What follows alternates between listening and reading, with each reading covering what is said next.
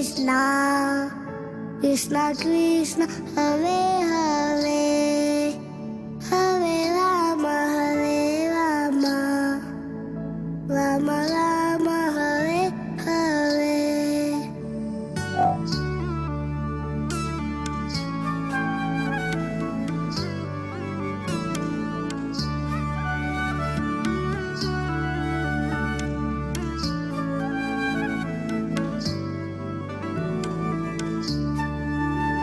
Hare Krishna, Hare Krishna, Krishna Krishna, Hare Hare, Hare Rama, Hare Rama, Rama Rama, Hare Hare.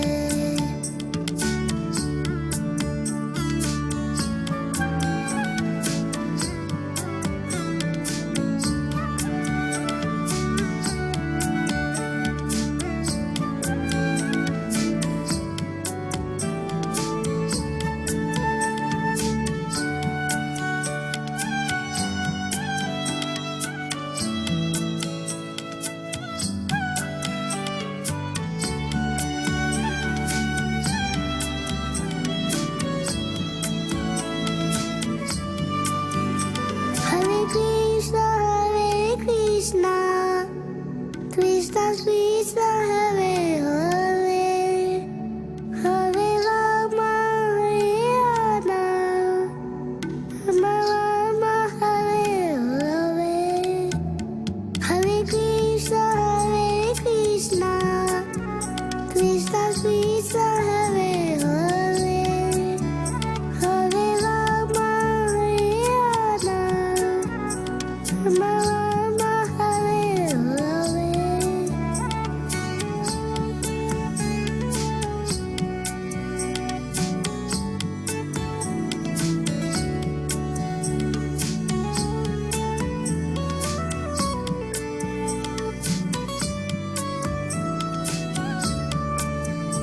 Hare Krishna, Hare Krishna, Krishna Krishna, Hare Hare, Hare Rama, Hare Rama, Rama Rama, Hare Hare.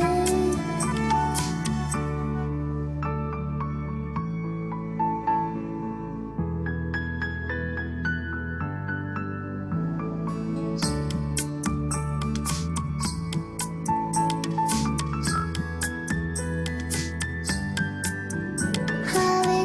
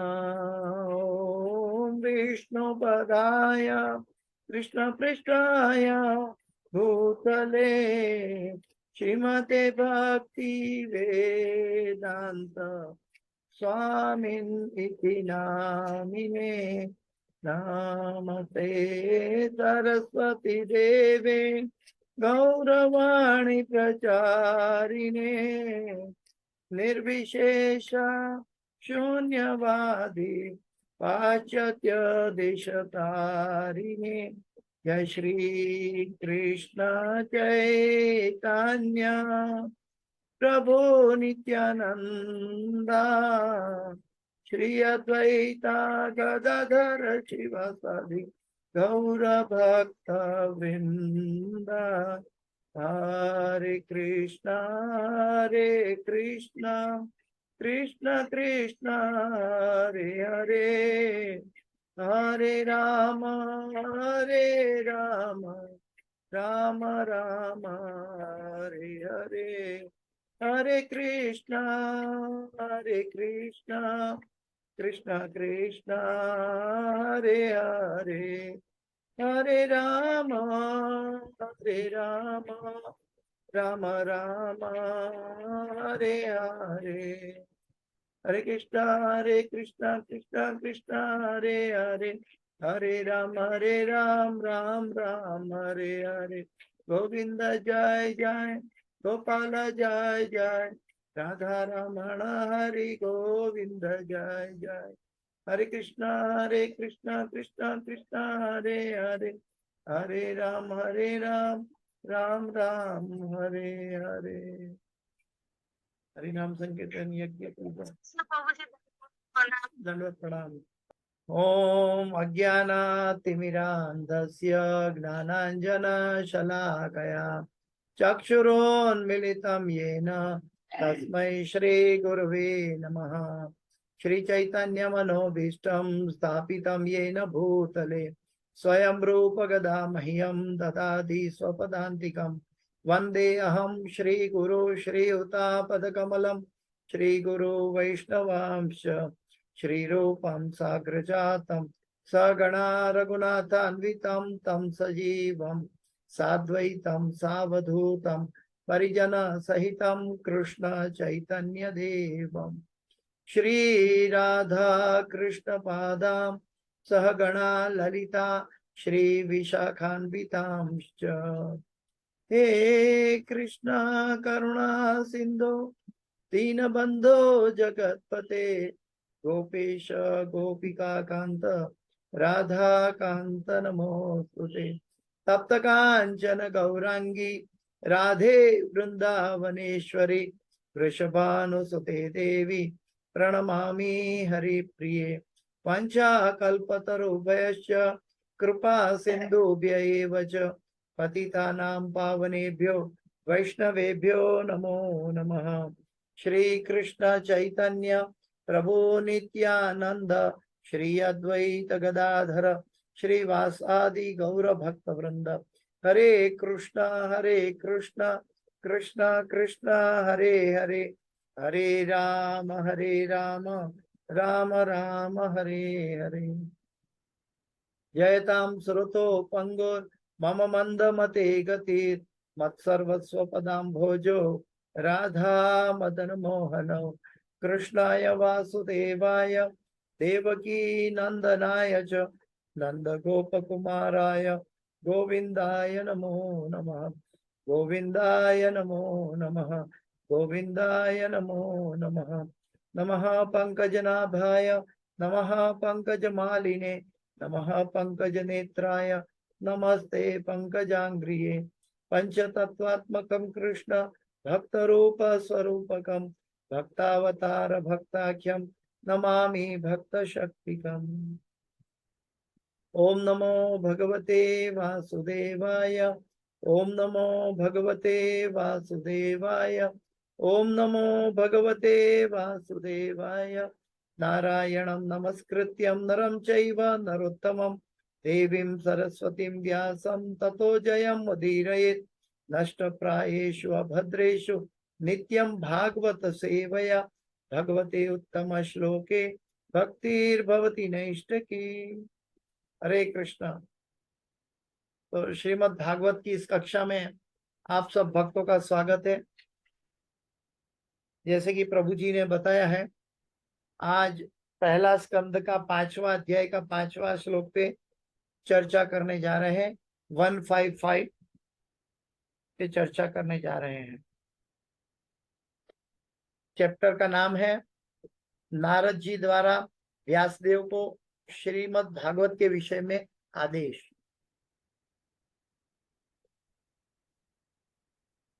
व्यास उवाच अस्त्येव मे सर्वमिदं त्वयोक्तं तथापि नात्मा परितुष्यते मे तन्मूलमव्यक्तमगाधबोधं पृच्छामहे त्वात्मभवात्मभूतम्।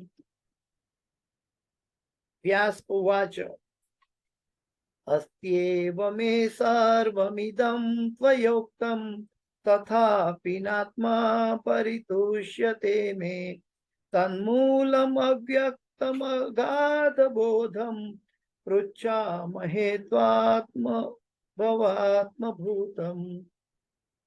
श्री व्यास उवाच अस्त्येव मे सर्वमिदं त्वयोक्तं तथापि नात्मा परितुष्यते मे तन्मूलमव्यक्तमगाधबोधं पृच्छामहे त्वात्मभवात्मभूतम्। हरे कृष्णा। अनुवाद और तात्पर्य भाई ऐसी भक्ति वेदांत स्वामी श्रील प्रभुपाद महाराज की जय। श्री व्यासदेव जी ने कहा, आपने मेरे विषय में जो कुछ कहा वह सब सही है। इन सब के बावजूद भी मैं संतुष्ट नहीं हूं। अतएव मैं आपसे अपने असंतोष के मूल कारण के विषय में पूछ रहा हूं। क्योंकि आप स्वयंभू यानी कि बिना भौतिक माता पिता के उत्पन्न कौन ब्रह्मा की संतान होने के कारण अगाध ज्ञान से युक्त व्यक्ति है। व्यासदेव जी नारद मुनि अपने गुरु को ये कह रहे हैं। फिर से मैं अनुवाद पढ़ता हूँ। व्यासदेव जी नारद जी को कह रहे हैं। श्री व्यासदेव ने कहा, आपने मेरे विषय में जो कुछ कहा वह सब सही है।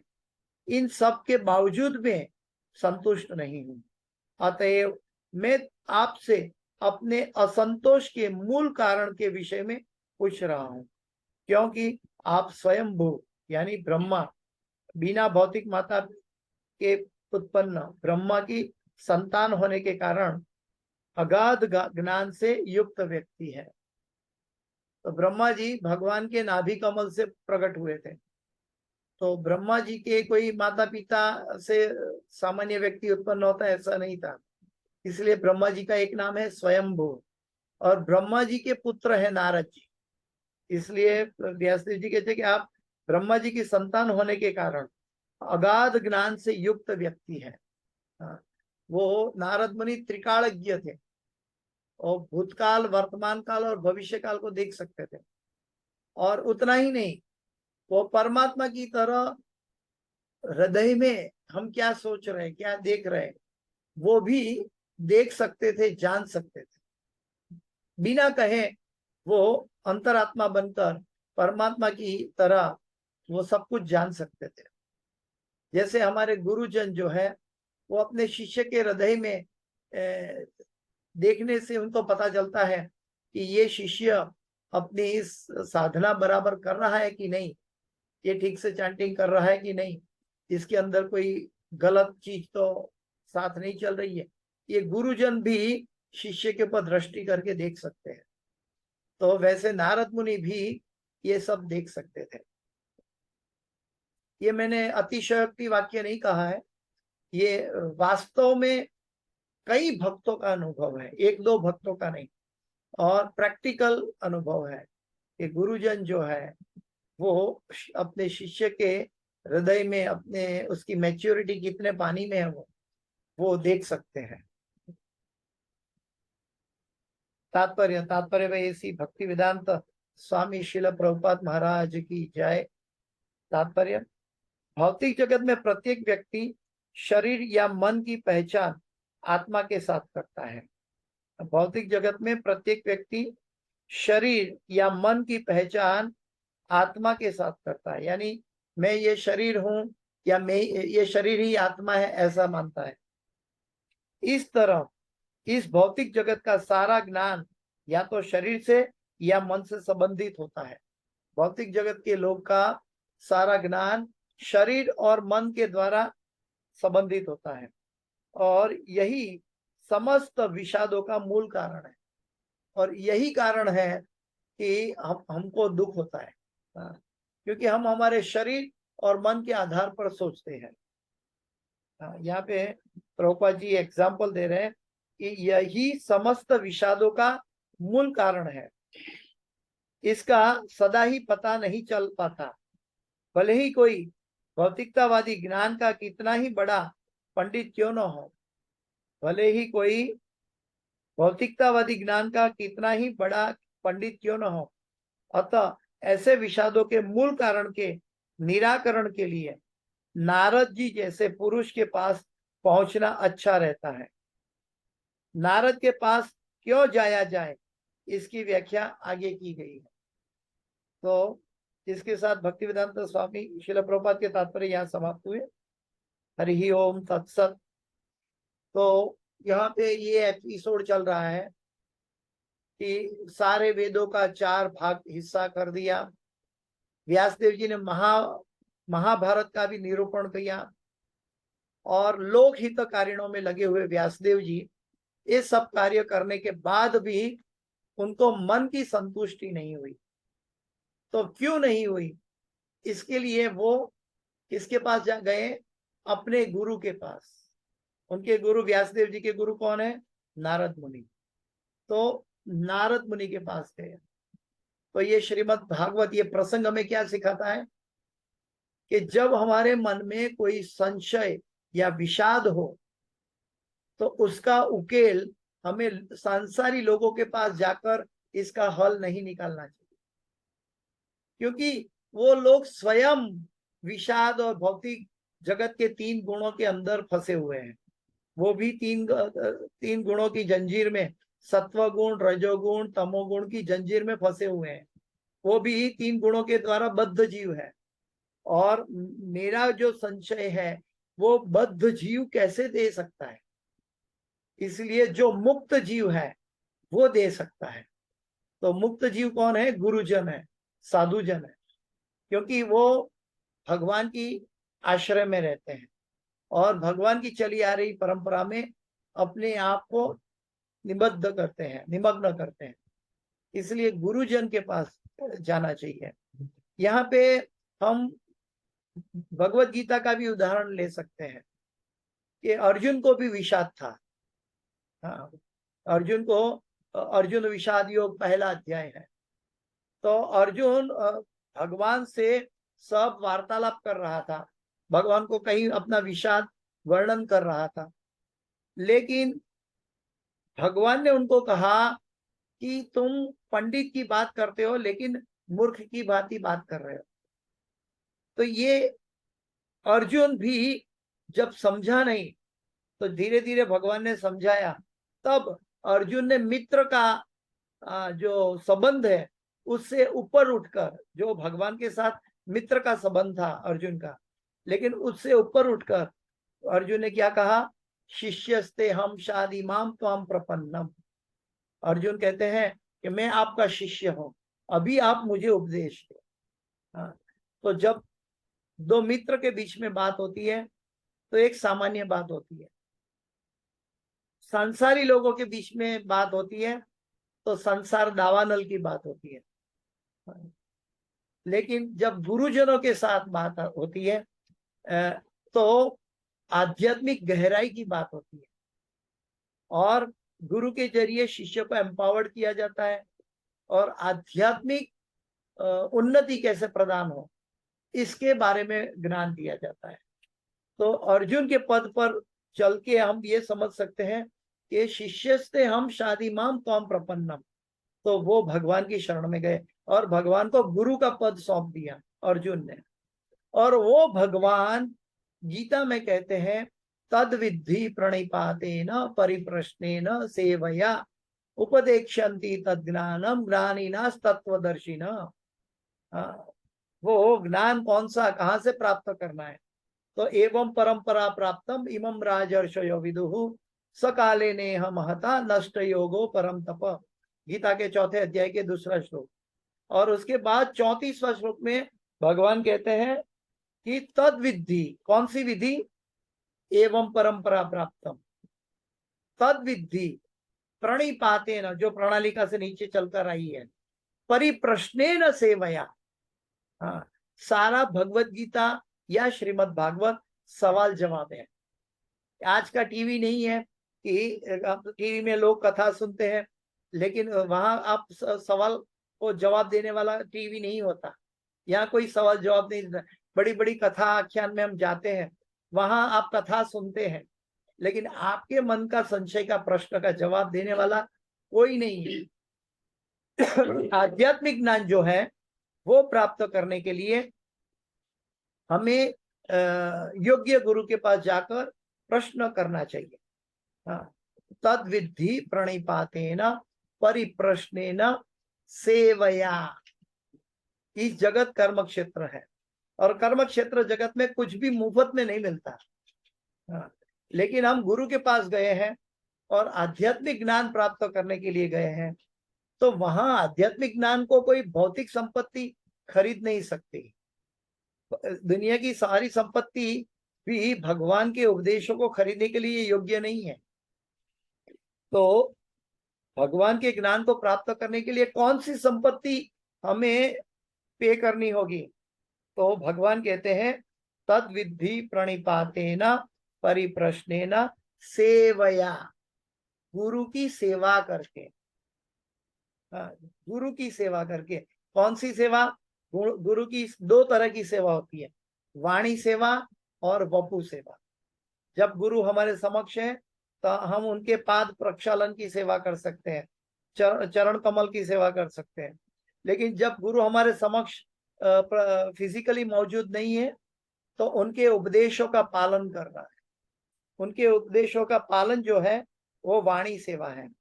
तो जब तक गुरु के उपदेशों का पालन नहीं करेंगे तब तक हम आध्यात्मिक बोध कैसे पाएंगे? भगवत गीता को समझने के लिए भी हमें गुरु का उपदेश का पालन करना चाहिए। सेवया उपदेक्षन्ति तज्ज्ञानम, तब जाकर गुरु सही ज्ञान का उपदेश करेंगे। कैसे? उपदेक्षन्ति तज्ज्ञानम ज्ञानिनास तत्वदर्शिना, जिन्होंने तत्व का दर्शन किया है, ऐसा तत्वदर्शी गुरु आपको भगवान का, यानी कि तत्व से भगवान का दर्शन करवाएंगे। तो ये गुरु के पास जाकर हमें क्या करना है? तद विद्धि प्रणिपातेन परिप्रश्नेन सेवया। लेकिन ये सेवा, ये ज्ञान कैसे प्राप्त होगा? मुंह से प्राप्त नहीं होगा। ये ज्ञान हमें कर्णरंध्र से अपने शरीर में अपने आप को स्वीकारना होगा। तो जो गुरु का उपदेश है हमें कानों से सुनना होगा। इसलिए भागवत में भी कहते हैं शृण्वता स्वकथा कृष्ण पुण्य श्रवण कीर्तन हृदयंतस्थ अभद्राणी विधुनति सुहृत्सता। श्रीमद् भागवत में सुखदेव गोस्वामी और आगे जाके सुत गोस्वामी बता रहे हैं कि शृण्वता स्वकथा कृष्ण, हमारे अंदर जो विषाद है, हमारे हृदय के अंदर जो मैल है, इसका उपाय हमारे पास कहाँ है? उसका उपाय भागवत कहता है कि शृण्वता स्वकथा कृष्ण, हमें भगवान कृष्ण की महिमा का गुणगान सुनना चाहिए। पुण्य श्रवण कीर्तन, वो हमारे लिए पुण्य भी है और वो हमको एकमात्र श्रवण करना चाहिए और उसका कीर्तन करना चाहिए, यानी कि सुनकर दूसरों को बताना चाहिए। शृण्वता स्वकथा कृष्ण पुण्य श्रवण कीर्तन हृदयंतस्थ अभद्राणी, वो हमारे हृदय का अभद्र यानी कि अशुभ, मैल, अपवित्रता, सब अंधकार, अज्ञानता सब दूर कर देंगे। क्या? हृदयंतस्थ अभद्राणी विधुनति सुहृत्सता, जिससे हमारा हृदय का मैल धुल जाएगा। भगवान धो डालेंगे। कैसे? अगर हमने योग्य व्यक्ति से, गुरुजनों से भागवत का श्रवण पठन किया है तब। और ये सिर्फ भगवान ने कहा है, लेकिन भगवान कहते हैं कि यद यद आचरति श्रेष्ठो तत्त देवेतरो जनः। भगवान स्वयं कहते हैं कि श्रेष्ठ व्यक्ति जो कार्य करता है उसको सामान्य जन अनुकरण करते हैं। तो भगवान स्वयं भी इसका पालन करते हैं, तब जाके हम उसका पालन कर सकते हैं। तो भगवान कैसे पालन करते हैं? तो आज हमारे समक्ष वो श्लोक उपस्थित है, क्योंकि व्यासदेव जी है, वो भी भगवान के लिपि अवतार थे। और व्यासदेव जी अपने आचरण से बता रहे हैं कि उनको विषाद हुआ, तब वो किसके पास गए? अपने गुरु के पास थे। तो भागवत गीता भगवान कहते हैं, और भगवान के ही अवतार, लिपि अवतार भगवान व्यासदेव जी स्वयं अपने गुरु के पास जाकर अपने विषाद का कारण पूछते हैं। तो हमें याद रहना चाहिए कि संसार में पदम पदम यद विपदाम न तेषाम, हमें पद पद पर कहीं ना कहीं न जानते हुए, न सोचते हुए विपत्ति या ऑब्स्टिकल हमारे जीवन में अनर्थ आ जाते हैं। कहीं उपाधियां, कहीं विपत्तियां आ जाती हैं। लेकिन इस सभी के अंदर हमें कहाँ जाना है? हमें आध्यात्मिक उन्नति के लिए गुरुजनों के पास जाना चाहिए। और आध्यात्मिक उन्नति में जो बाधा डाले, ऐसा बाधा न हो, उसके बारे में हमें गुरु से प्रश्न पूछना चाहिए।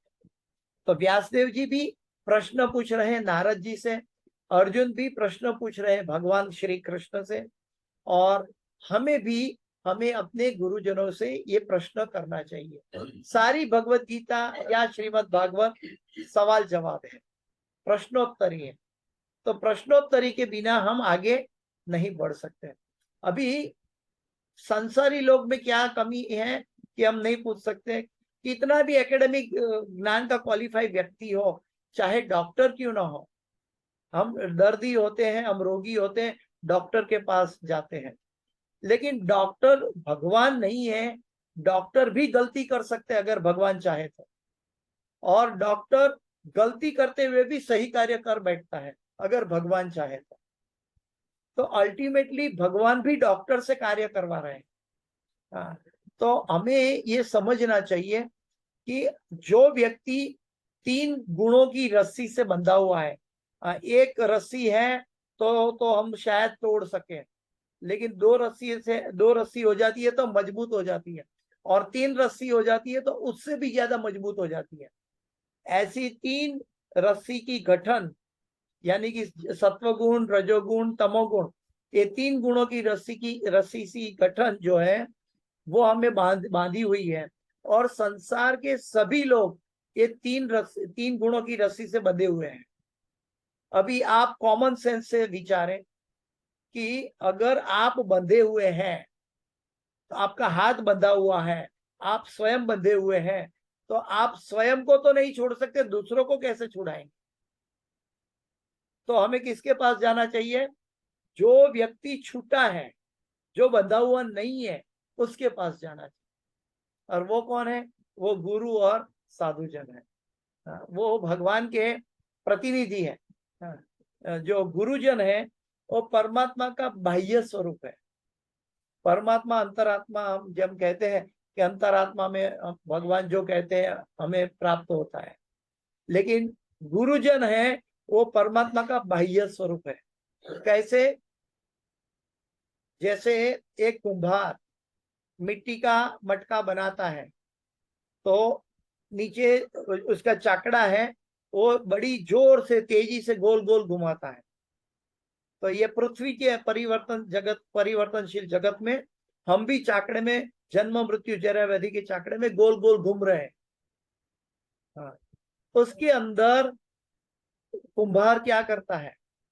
पहले अंदर हाथ डालता है मिट्टी के अंदर, और बाहर से भी उसको दूसरा हाथ लगाता है, और अंदर और बाहर का हाथ लगाने के बाद वो मिट्टी से मटका तैयार करता है और मटका को आकार देता है। तब जाके मटका एक पात्र बन के तैयार हो जाता है। ठीक वैसे ही जब गुरुजन जो है, परमात्मा हमारे अंदर सबके सर्वोच्च चाहम हृदय सन्निविष्टो ईश्वर सर्वभूतानाम हृदय से अर्जुन तिष्ठति, भगवान सबके हृदय में बैठे हैं परमात्मा के रूप में। तो भगवान परमात्मा के रूप में अंदर बैठे हैं और भगवान का प्रतिनिधि परमात्मा का प्रतिनिधि बाहर गुरु के रूप में बैठे हैं। वो दोनों के अंदर से और बाहर से गुरु का आदेश और अंदर से परमात्मा की सलाह, ये दोनों जब काम करती है तो हम भगवान का आध्यात्मिक उपदेश पाने के लिए योग्य पात्र बनते हैं। जैसे वो मट्टी का पात्र बनता है घड़ा, ठीक वैसे ही आध्यात्मिक उपदेश पाने के लिए हम योग्य पात्र बनते हैं। जब तक योग्य पात्र नहीं बनते हैं, जब तक गुरु की शरण में नहीं जाते हैं, तब तक हमारी आध्यात्मिक उन्नति दुर्लभ हो जाती है। जैसे कि हमारे सर से गिरा हुआ पानी बहकर नीचे गिर जाता है, तो क्योंकि पात्र नहीं है, हमारे पास पात्रता नहीं है। पात्रता कौन देते हैं? गुरुजन देते हैं। तो हमें ये समझना है, जैसे कि इसको कैसे और दूसरी तरीके से कैसे समझेंगे कि हमारे पास 100 रुपया है, मेरे पास 100 रुपया है तो मैं किसी को 50 रुपया दे सकता हूँ, या 40 रुपया या 60 रुपया या 80 रुपया किसी को मदद कर सकता हूँ। लेकिन मेरे पास पैसा नहीं है तो मैं कैसे दूसरों को कैसे सहायता करूंगा? ठीक वैसे ही आध्यात्मिक ज्ञान जिसके पास है वो हमें सहायता कर सकते हैं, लेकिन हम स्वयं आध्यात्मिक ज्ञान कहाँ खोजेंगे? ये उपलब्ध नहीं है। अगर हम स्वयं पढ़ना चाहेंगे तो भी हमारा मन और हमारा बुद्धि प्रकृति के 3 गुणों से बंधा हुआ है, इसलिए वो ज्ञान का सही दृश्य हमारे समक्ष हृदय में प्रस्तुत नहीं होगा। उसको प्रस्तुत करने के लिए गुरु के पास जाना है, और गुरु के पास जाने की विधि जो है ये भगवान स्वयं क्यों बताते हैं?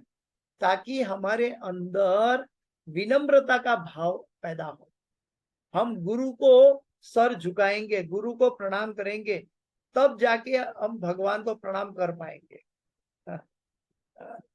जैसे वो हिंदी में कहावत है ना कि गुरु गौरांग दोनों खड़े सामने, काके लागू पाए, बलिहारी उस गुरु की गोविंदियों मिलाए।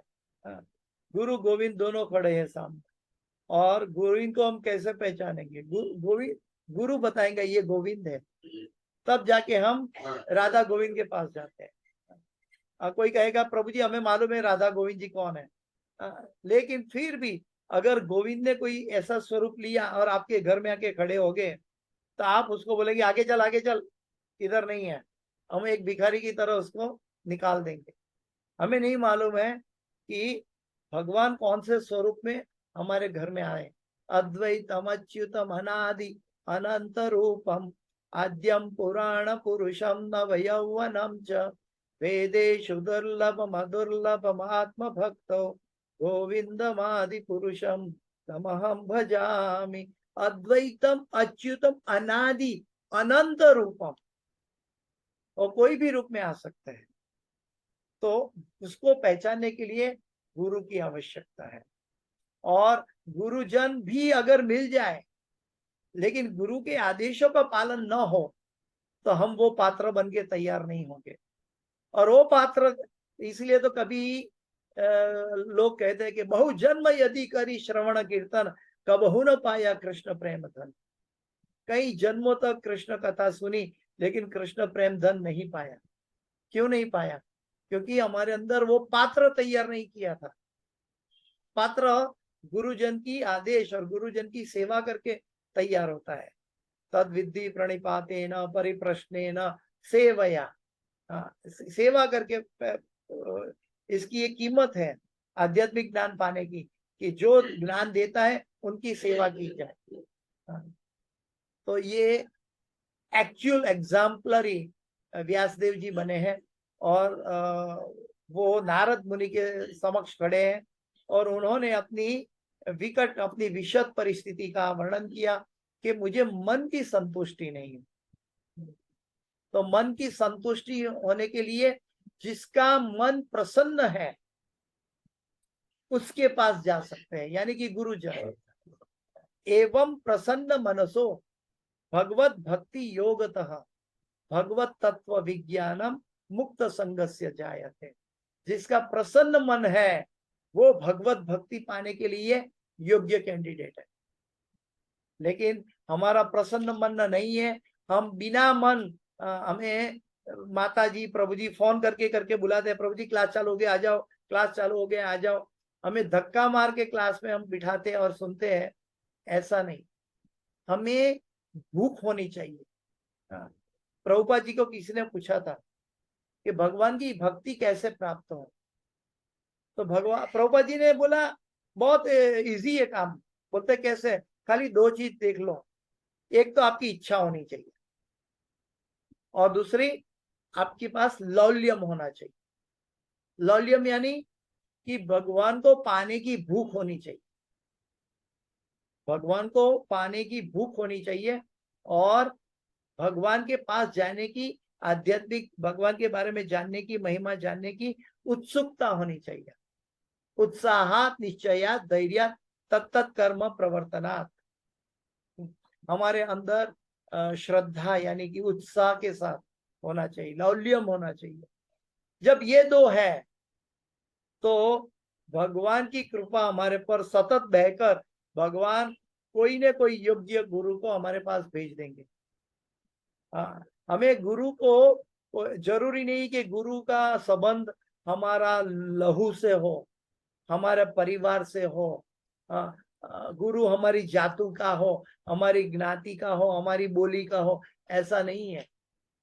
जो आध्यात्मिक ज्ञान है वो भौतिक जाति, भौतिक कुल परंपरा से, जाति की परंपरा से, भाषा की परंपरा से, राष्ट्रीय परंपरा से कई गुना ऊपर होती है।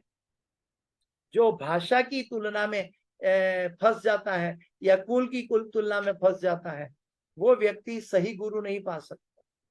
सही गुरु के लिए हमें कोई जाति नहीं देखनी है, कोई कुल नहीं देखना है, कोई हमें क्या देखना है, वो अपने गुरु को सेवा कर रहा है कि नहीं, वो आध्यात्मिक भगवान कृष्ण से चली आ रही परंपरा में है या नहीं, ये चीज हमें देखना चाहिए। और उसके बाद उनके आदेशों का पालन, सेवा करके प्रश्न पूछकर। प्रश्न पूछना अत्यंत आवश्यक है, लेकिन प्रश्न कैसा हो। हाँ, हमारा सांसारिक प्रश्नों के लिए गुरुजनों का समय बिगड़ना गलत बात होगी। हमारा तंदुरुस्ती नहीं है, बच्चा ठीक नहीं है, ये हॉस्पिटल में बीमार है, इसको नौकरी नहीं है, इसको पैसा नहीं है, इसको तंदुरुस्ती नहीं है, कई तरह की समस्या, इसकी शादी नहीं हो रही है। तो ऐसी कई समस्या लोग संसार के ऐसी समस्या के पास लिए वो लोग गुरुजनों के पास जाते हैं, लेकिन वो गुरुजन भी सही नहीं है। श्रील प्रभुपाद जी कहते हैं कि गुरु कैसा होना चाहिए, तो उसके बारे में प्रभुपाद जी ने बहुत सही तरह से समझाया है। एक एग्जाम्पल दिया है, क्या कि एक जेल के अंदर दो कैदी हैं, एक जेल के अंदर एक कैदी है और उसके दो वेल विशर हैं। एक वेल विशर कहता है कि ये जेल सुपरिटेंडेंट मेरा मित्र है, मैंने उसको कह दिया है वो तुम्हें एयर कंडीशन रूम दे देंगे, वो तुम्हें अच्छा बेड दे देंगे, वो तुम्हें न्यूज़पेपर, टीवी वगैरह जो जो सुविधा है सब दे देंगे, आप चिंता की कोई बात नहीं। आप अंदर जाके मेरा जेल सुपरिटेंडेंट मेरा मित्र है, वो आपको सब सुविधा प्रदान कर देगी। तो वो हमें दिखाई देता है, संसारी लोग ऐसे देखते हैं, हाँ बहुत अच्छा है, ये तो बहुत अच्छी सुविधा प्रदान कर रहा है।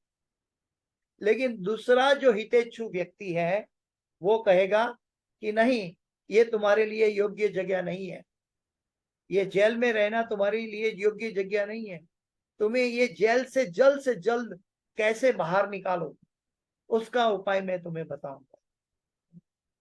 तो वो सही में हमारा हितेच्छु है। तो आजकल संसारी लोग को क्या है कि जहां जाते हैं वहाँ भाई एयर कंडीशन है, न्यूज़पेपर मिलता है, टीवी है, सांसारिक आनंद प्रमोद है, बस ठीक है हम कहीं भी रह लेंगे, इतना मिला तो।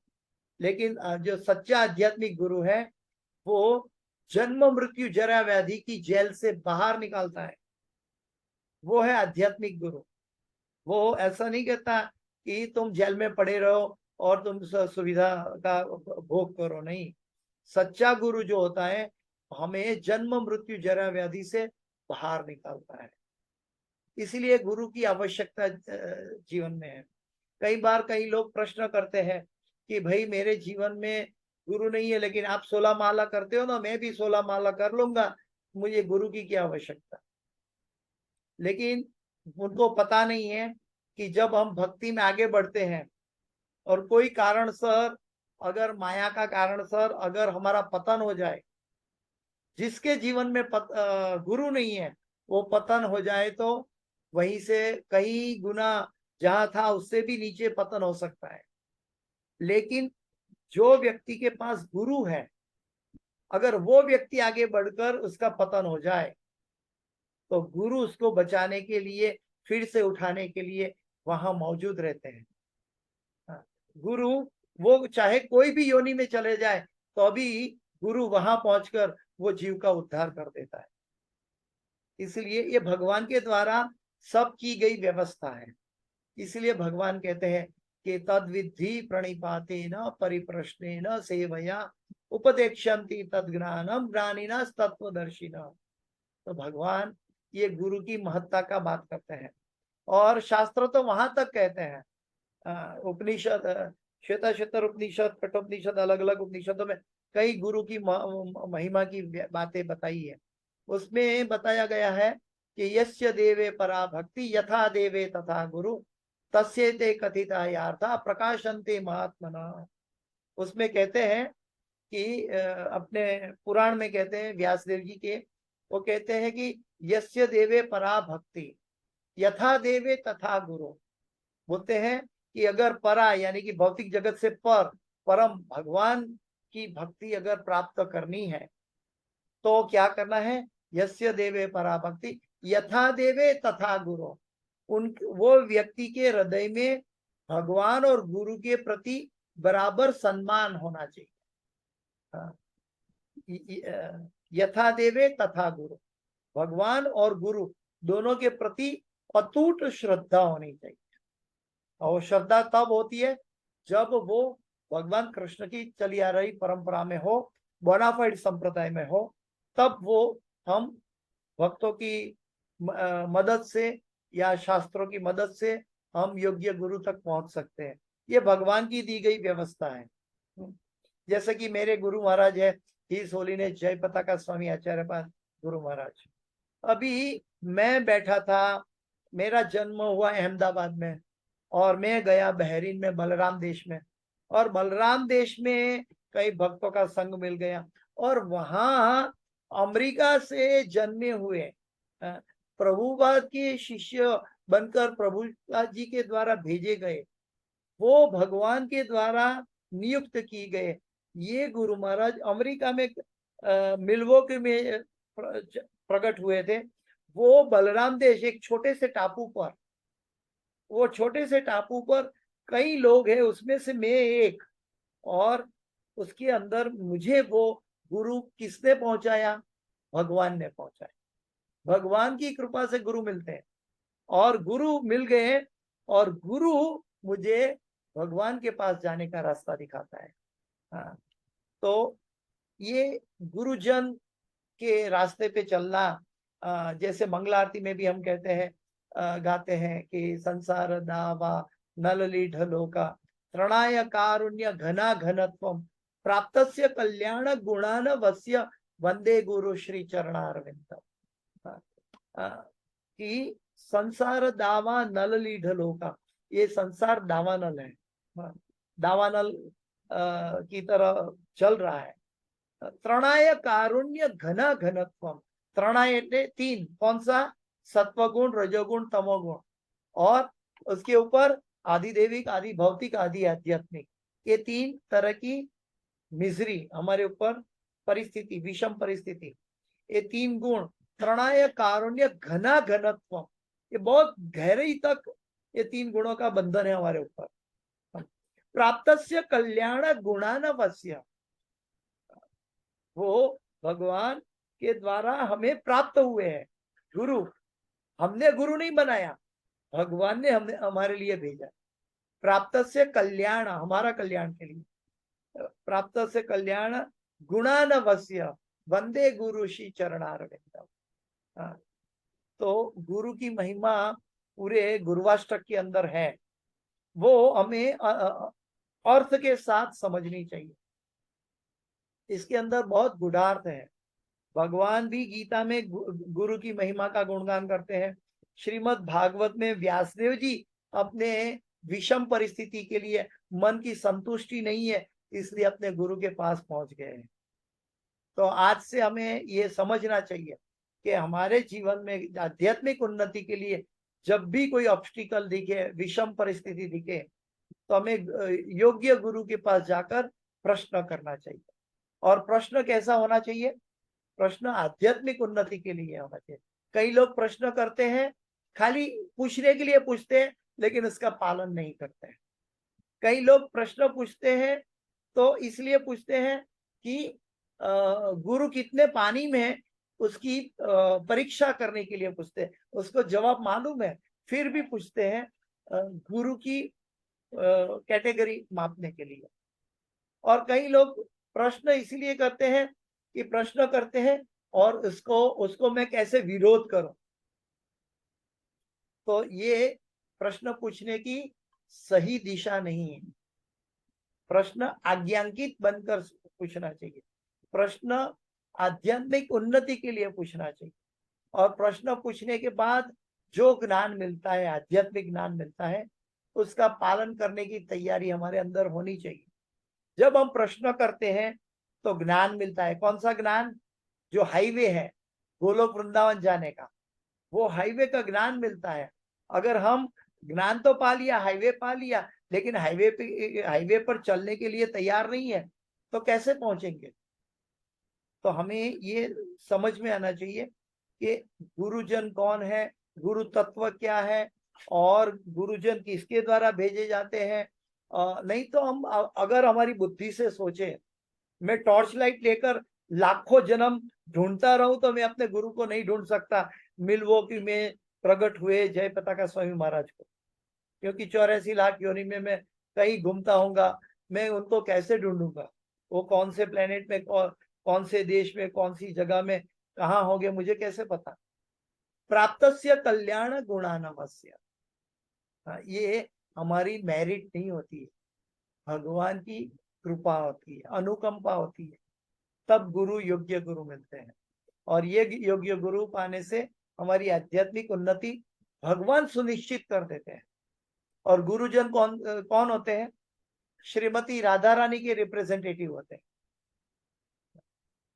गुरुजन जो है वो श्रीमती राधा रानी के, क्योंकि भगवान के रिप्रेजेंटेटिव तो है, भगवान का ज्ञान तो देते हैं, लेकिन भगवान गुरु जन किसके संरक्षण में है? श्रीमती राधा रानी के। तो ये श्रृंखला जो है भगवान के द्वारा बताई गई है भगवत गीता में कि महात्मा नस्तु माम पार्थ देवी प्रकृति माश्रिता। तो हमें समझना चाहिए कि गुरु के पास जाना कितना जरूरी है, गुरु जीवन में होना कितना जरूरी है, योग्य गुरु के पास जाना जरूरी है, योग्य गुरु के आदेश का पालन करना जरूरी है, योग्य प्रश्न करना जरूरी है, प्रश्न पूछने का एटीट्यूड हमारा सही होना चाहिए, और उसके बाद हमारे अंदर ग्रेटिट्यूड होना चाहिए गुरु के प्रति, भगवान के प्रति। जब ये सब होगा तब वो उपदेश का पालन करने की शक्ति हमारे अंदर आ जाएगी। जब गुरु के उपदेश का पालन के करने की शक्ति हमारे अंदर आएगी, तब हम गुरु के आदेशों का पालन बहुत सहजता से कर पाएंगे। लेकिन सहजता से नहीं कर पाते, इसलिए शुरू में हम इस्कॉन में प्रैक्टिस करवाते हैं।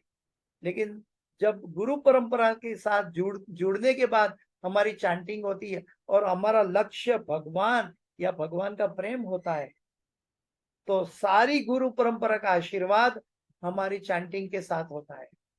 इसीलिए हमारी आध्यात्मिक उन्नति सुनिश्चित हो जाती है।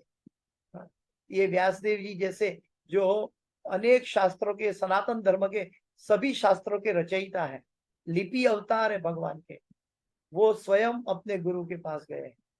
हाँ, तो हमें इस ये श्लोक के एपिसोड से हमें सीखना चाहिए कि गुरु के पास क्यों जाना है, कहाँ जाना है, कैसे हमारे अंदर तीव्रता होनी चाहिए, भक्तों का संग कैसे करना चाहिए, सीनियर डिवोटी का संग कैसे करना चाहिए, ताकि वो हमें पूरी गुरु परंपरा की श्रृंखला में हमें जोड़ सके। आज आप सबको शायद आनंद होगा कि ये आपके साथ जुड़े हुए ये भावना माता जी, अमित प्रभु भी यही कार्य कर रहे हैं। वो पथ प्रदर्शक गुरु है आपके, और वो वही कार्य कर रहे हैं आपको दीक्षा गुरु के साथ जोड़ने के लिए, इसीलिए ताकि आपका कल्याण हो।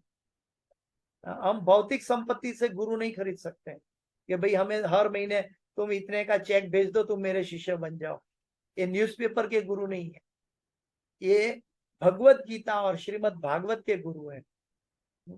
इस्कॉन वो बोनाफाइड परंपरा में है और बोनाफाइड गुरु तक ले जाती है, और यात्रा हमें स्वयं करनी है।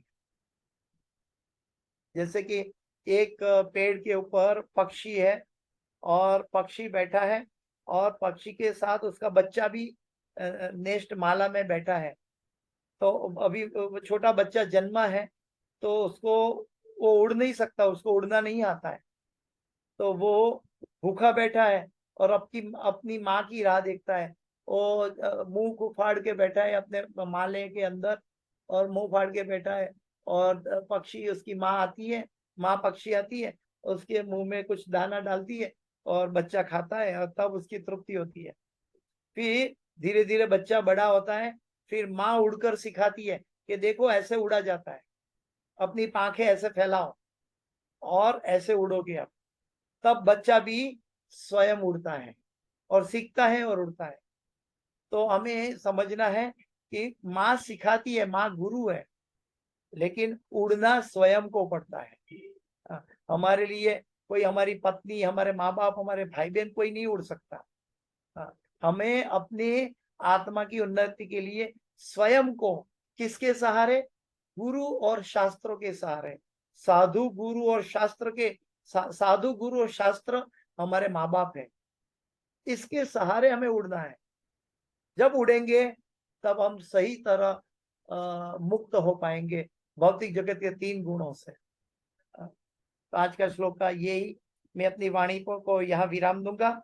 किसी का कोई प्रश्न है तो पूछ सकते हैं, तो पूछिए। किसी का कोई प्रश्न तो नहीं रह गया? हरे कृष्णा कृष्णा कृष्ण हरे हरे राम राम राम। जय गुरुदेव, जय गुरुदेव। बहुत अच्छे से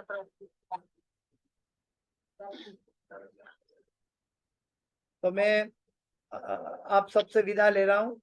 हरे कृष्णा, अगले हफ्ते मिलेंगे। हरे कृष्ण जी, दंडवत प्रणाम माता जी। हरे कृष्ण प्रभु जी दंडवत प्रणाम, दंडवत प्रणाम। जय गुरुदेव, जय गुरुदेव, जय गुरुदेव।